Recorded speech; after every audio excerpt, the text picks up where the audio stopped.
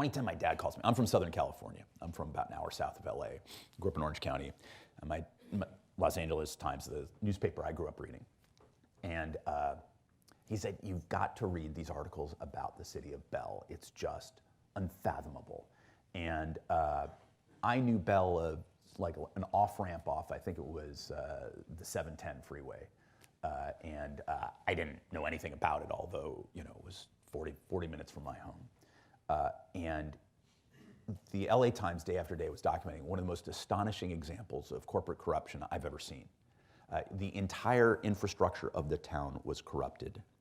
I believe the city manager was making just about $900,000 a year in a city of probably under 30,000 with a median income that was at or just under half the average for California as a whole.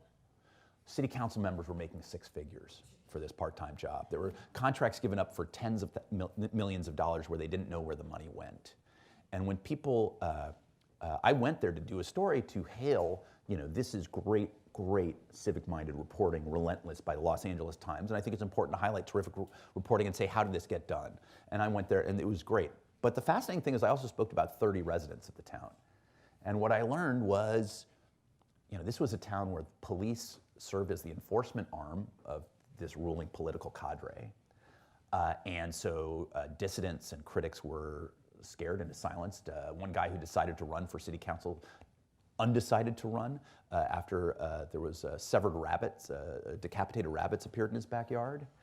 People had tried to reach out to public officials, state senators, county council figures, and the like, and basically didn't hear back. And the LA Times swoops in and rightly received the gold medal for Pulitzer Prize that year, which is the highest mark of print journalism you can get. But the other half of the story was that this had happened for years. This had gone on for years. This was maybe a 20-minute drive from the LA Times headquarters in downtown LA, and it had gone on for years.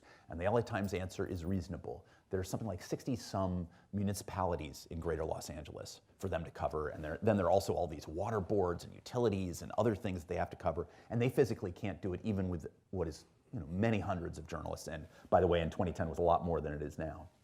But it was not just the failings of the LA Times to be able to see something in its backyard because it was impoverished and not a city of glamour and not a place they were being drawn to and not a place of a lot of subscribers.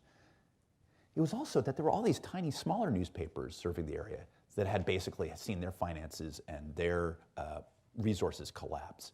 And so this was a failure of smaller papers in the region. I spoke to a guy, a wonderful older reporter who covered 11 cities.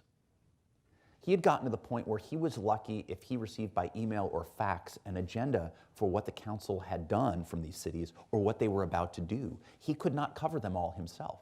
So even the Torrance Breeze, you know, the local small paper nearby, didn't have the wherewithal to cover these things.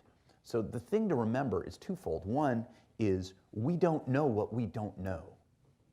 And newspapers, and I don't think of it as decline of print, but I think of newspapers because that takes in what they do digitally as well. A city like Cleveland, cleveland.com as well. Newspapers have been the horses that drive these things, and yet they are weaker and less muscular than they were, even as they try to summon their resources to do some pretty tremendous stuff. In Bell, it was a collapse of the local news infrastructure, and that meant that the city was completely corrupted.